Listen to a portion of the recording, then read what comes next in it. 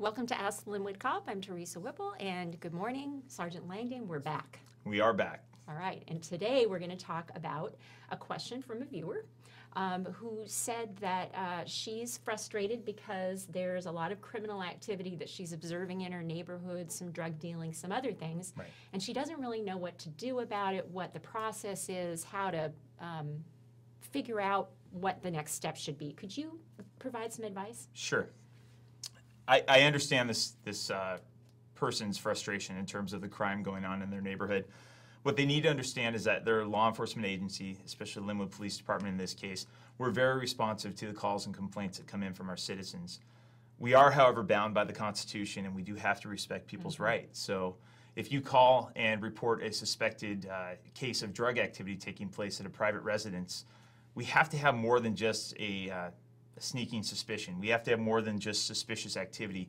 We have to have articulable facts gathered together that would lead us to believe crime is taking place inside of the residence. And then at that point, we would have to go through a process of obtaining a search warrant in order to go into the residence. Then we would actually have to find evidence that would support our suspicions that crime is taking place inside.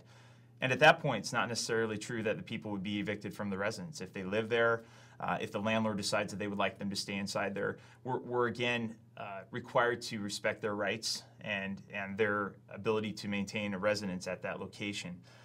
It's a process. What I can tell you is that we do have steps we can take if there is bona fide criminal activity taking place. You just have to respect the process. And don't be concerned about being that lone voice or that squeaky wheel. The squeaky wheel does get the most grease. If you continue to give us calls, that actually helps to support the assertion that there is criminal activity taking place on there. And it will help in providing the data that we need to address the problem more effectively and to direct more resources at it. So always feel free to call 911, even if you feel frustrated that you're not seeing a response right away. It's not something where we can magically go in, remove people if they're believed to be committing some sort of criminal activity. We actually have to go through a process, and it could take up to a year, could take longer. I'm in a unit right now in our community health and safety section where I'm in a spot where I can take some more non-traditional approaches. We can look at some civil avenues if we do have a bona fide emergency or a bona fide safety concern taking place in the residence where we can't have people removed.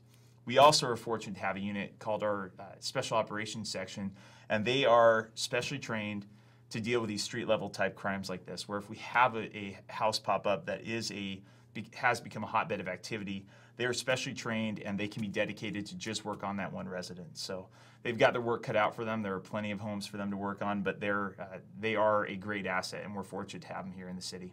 Okay, good to know. And I guess the bottom line is that, don't give up. Continue to tell police if you're seeing something, and be patient. Exactly. Respect the process and be patient. Right. So. And call 911. Absolutely. All right. Very good. Thanks very much. We'll be back again soon with another episode of Ask the Lynnwood Cop.